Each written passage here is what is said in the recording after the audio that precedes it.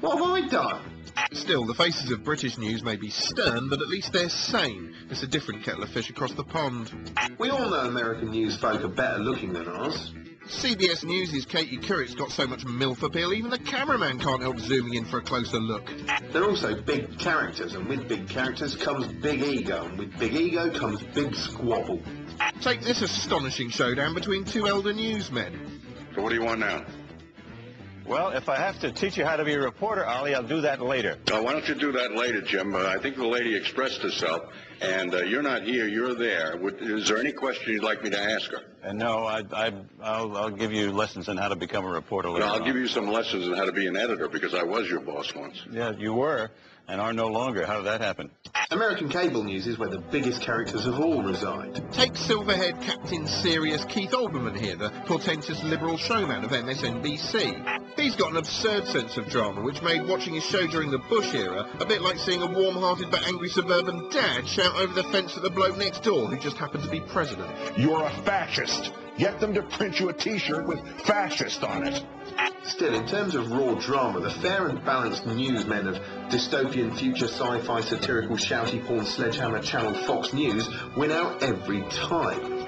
Fox generally leans more to the right than a man who's just had his right leg blown off, and now Obama's in the White House, their commentators are getting to play the underdog at last. You believe this country is great, but nobody is fighting for you?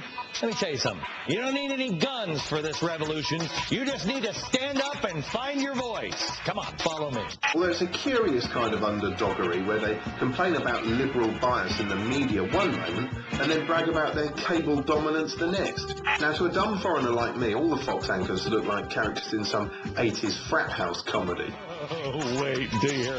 For instance, Sean Hannity here would be cast as the uptight jock bully. Witness his cold ink-dot eyes, which could have been surgically transplanted from a particularly characterless dormouse, and his whiny, peevish demeanour. We can't say enemy combatant. We can't say terrorist. We'll get to those things in a second. Now we're not going to use the term illegal immigrant? The disapproving high school principal would have to be Bill O'Reilly, moralising about permissive society one minute, The Woodstock generation thought it was cool to get stoned. and chortling about lady bumps the next. Their pitch is beach-friendly, if you know what I mean, and we believe they are patriots. And when there's no tits to dribble over, Bill kills time by boasting about his ratings, Judging from our enormous ratings, I think we've been successful in doing that. or plugging his myriad books. I do want to thank you all for keeping Bold fresh on the bestseller list for more than 6 months. Or simply sitting there pulling a face like a tortoise that's learned to enjoy the stink of its own farts. But his primary characteristic is anger. Bill gets wound up by virtually anything to the left of Mussolini, hectoring and yowling like a wolf that's got his nuts caught on a coat hanger. See, I'm more angry about it than you are. So what about George Bush? What about George Bush? You had nothing to do with it. Although he's clearly not quite as furious as he used to be around 20 years ago when he was presenting a show called Inside Edition, which has become famous thanks to this notoriously unhinged outtake. Yeah, I can't read it. There's no words on it. There's no words there. To play us out. What does that mean? To play us out. Sting is going to do, it's a video, Sting video. What is... For credits. I don't know what that means, to play us out. What does that mean? To end the show? Yeah. All right, go. In 5, 4, 3. That's tomorrow, and that is it. Again. 5, 4, 3. He looks psychotic. That's tomorrow, and that is it for us today. And we will leave you with a... I can't do it. God, he needs a... We'll do it live. This guy needs a goddamn blowjob. No. We'll do it live. Fuck it.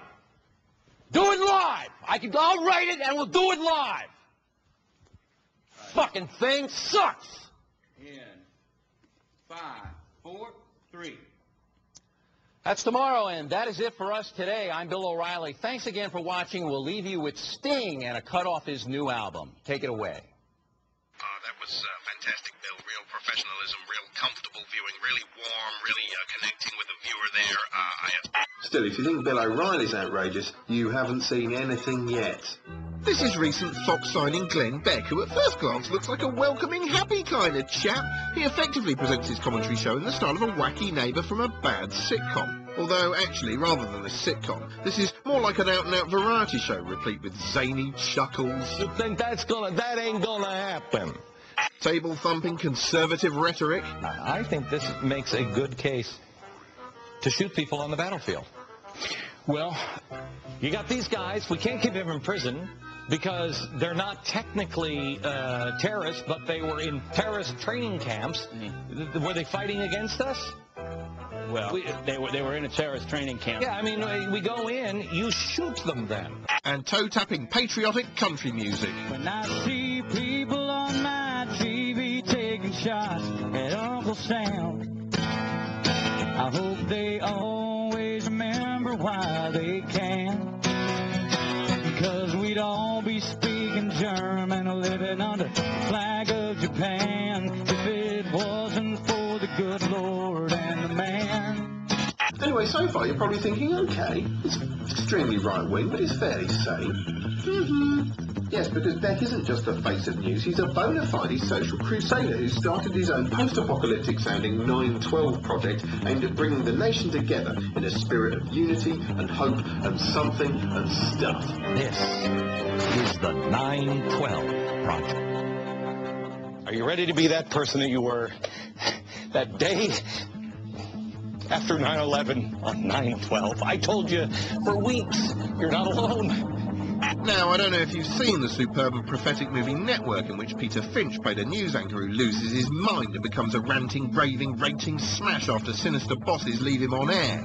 I'm as mad as hell, and I'm not going to take this anymore! This is basically like that, but crazier, and starring Paul Giamatti in a blonde wig. The real power to change America's course still resides with you. You are the secret. You're the answer. I'm sorry. I just love my country, and I fear for it.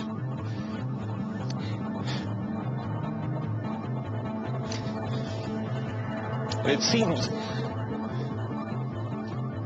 like the voices of our leaders and special interests and the media, they're surrounding us. It sounds intimidating.